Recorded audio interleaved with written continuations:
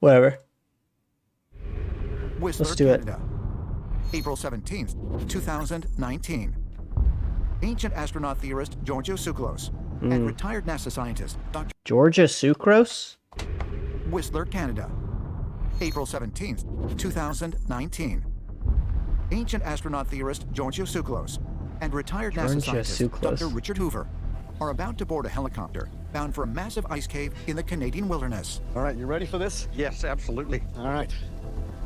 Dr. Hoover spent most of his career Fill some time. I don't know. Just say something like you ready? Just say something. We got to get it for the camera. Canadian wilderness. All right, you ready for this? Yes, absolutely. All right. Yes, absolutely. All right. Dr. Hoover spent most of his career studying fossils for signs of extraterrestrial microscopic life and is a leading proponent of panspermia, the idea Ew. that life on Earth originally rained down from comets in outer space. That's true. That is true. He has invited Giorgio to accompany him while he investigates the Whistler Ice Cave, I always love this. where he is confident that they will find the glacial ice teeming with microbial and perhaps even more sophisticated life forms.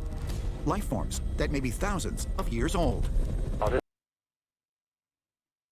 Thousands of years old isn't that old for life forms, right?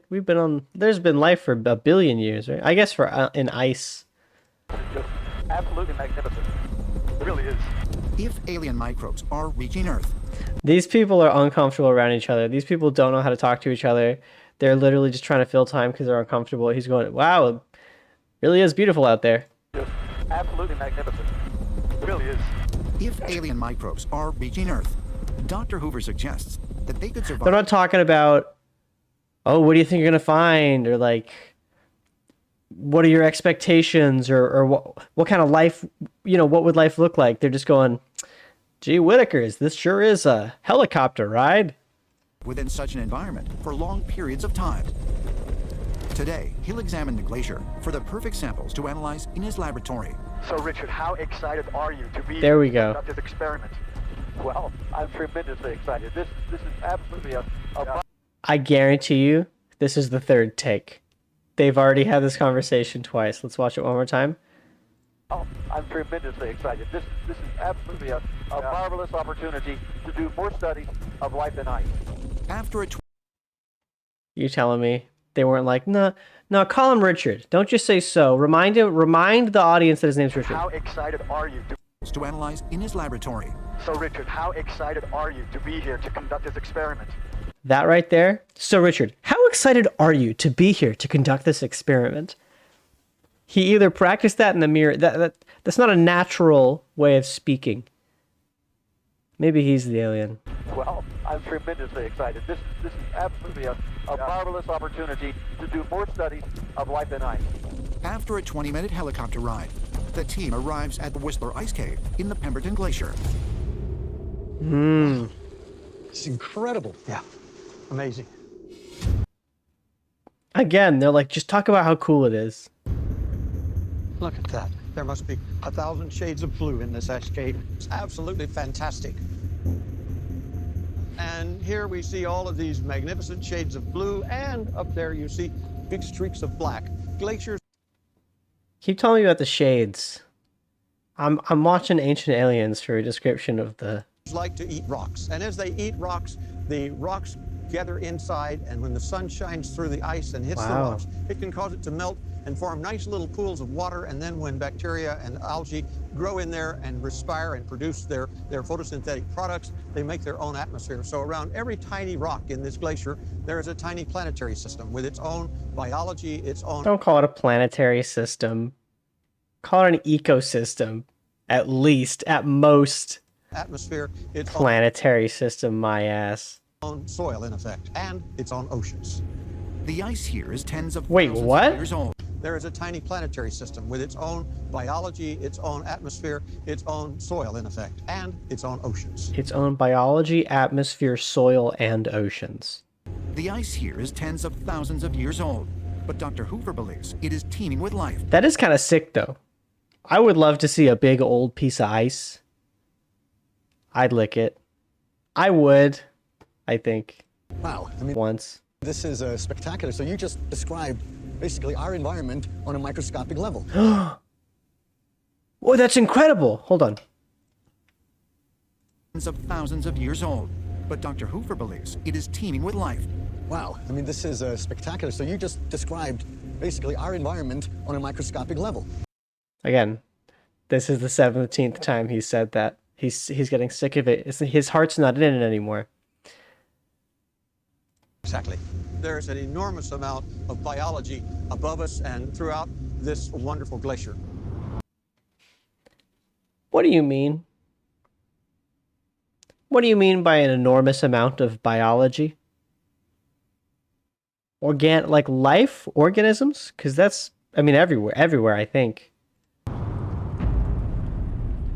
This is like that scene from Ice Age.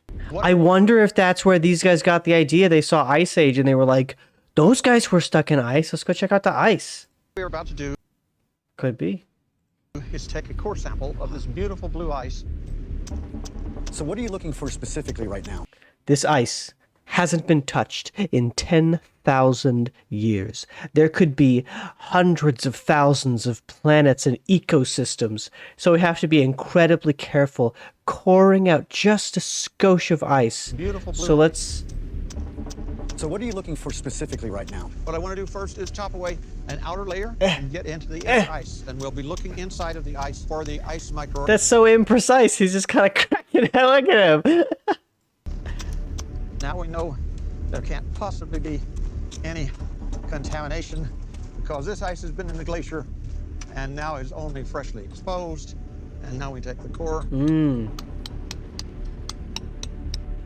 Now we're into the ice. I'll pull the ice core out.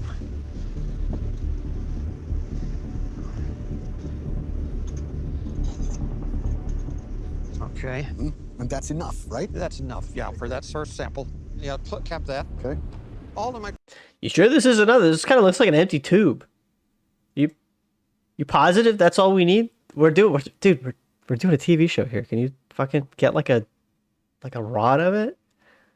At least for the cameras. You can't just bring all this equipment, bring a giant thing, and then just be like, oh, like this is fine. This is enough. Enough, right? That's enough, yeah, for that first Are you sure? That's all you need? Yeah. Yep, that's it. sample. Yeah, cap that. Okay.